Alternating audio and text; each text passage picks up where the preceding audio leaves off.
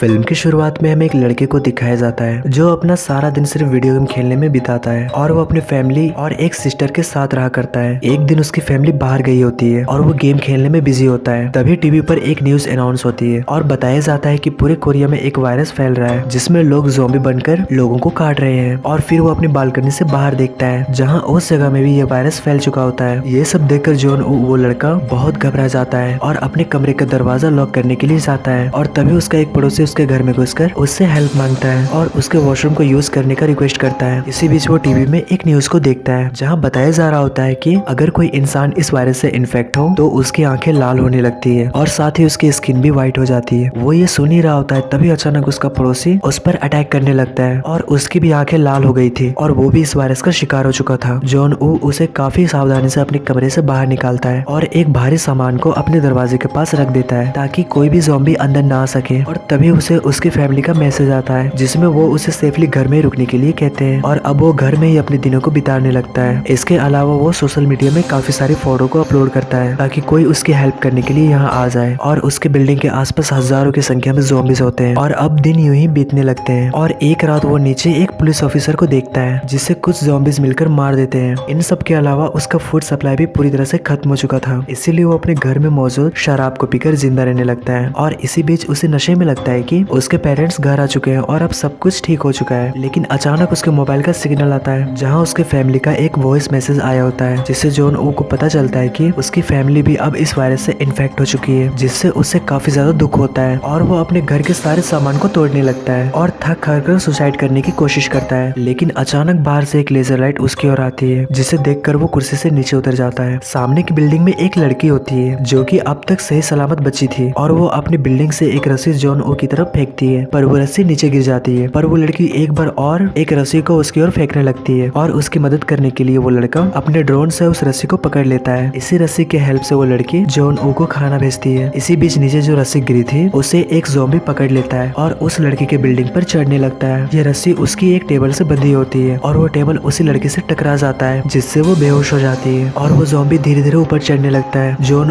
अपने ड्रोन की हेल्प से उस ज़ॉम्बी को गिराने की कोशिश करता है पर वो ज़ॉम्बी उस ड्रोन को ही पकड़ लेता है और अचानक उस लड़की को होश आ जाता है और वो उस ज़ॉम्बी का हाथ काट देती है और वो नीचे गिर जाता है। वहीं जॉन खाने की तलाश में अपने कमरे के बगल के रूम में घुस जाता है जहां उसे 2 वॉकी टॉकी और काफी सारा खाना मिलता है और अब वो दोनों उसी वॉकी टॉकी की मदद से बात करने लगते हैं। और कुछ दिनों के बाद इन दोनों का फूड सप्लाई खत्म हो जाता है। वो जॉन को बताती है कि उसके सामने वाली बिल्डिंग में एक भी ज़ॉम्बी नहीं है और उन्हें वहां जाना चाहिए क्योंकि अगर वो यही रहेंगे तो उनकी मौत पक्की है। और फिर वो दोनों नीचे आकर ज़ॉम्बीज को मारते हुए उस बिल्डिंग तक पहुंच जाते हैं पर अभी भी बहुत सारे ज़ॉम्बीज उनके पीछे होते हैं। पर तभी वहाँ पर एक अननोन पर्सन आकर उन दोनों को सही सलामत अपने कमरे तक ले आता है। वो दोनों काफी ज्यादा भूखे होते हैं इसीलिए वो अननोन पर्सन उन्हें खाना खिलाता है। लेकिन जैसे ही वो खाने को खाते हैं वो बेहोश होकर नीचे गिर जाते हैं क्योंकि वो आदमी इन दोनों को चारे के तौर पर अपनी ज़ॉम्बी वाइफ को खिलाने लाया था। और फिर वो उसी लड़की को अपनी ज़ॉम्बी बीवी के पास भेज देता है। इधर जॉन भी जाग जाता है और वो गन पॉइंट करके उस आदमी को रोकने की कोशिश करता है और तभी वो लड़की उस ज़ॉम्बी लेडी को उसी आदमी के ऊपर फेंक देती है और अब उन दोनों को इन्हें मारना पड़ता है। तभी अचानक एक हेलीकॉप्टर की आवाज सुनाई देती है। ये जल्दी से छत की तरफ भागते हैं और कई सारे इन्फेक्टेड ज़ॉम्बीज इनके पीछे आने लगते हैं और छत पहुंचकर ये देखते हैं कि यहाँ पे कोई भी हेलीकॉप्टर नहीं है और अब ज़ॉम्बीज भी छत पर आने लगते हैं और इन दोनों को फाइनली यकीन हो जाता है कि अब ये जिंदा नहीं बच सकते। तभी एक हेलीकॉप्टर वहाँ आ जाता है जिसमें कुछ सोल्जर्स होते हैं और वो उन ज़ॉम्बीज को शूट करते हुए इन्हें रेस्क्यू कर लेते हैं और सही सलामत वहाँ से निकल जाते हैं। और इसी के साथ यह स्टोरी खत्म हो जाती है।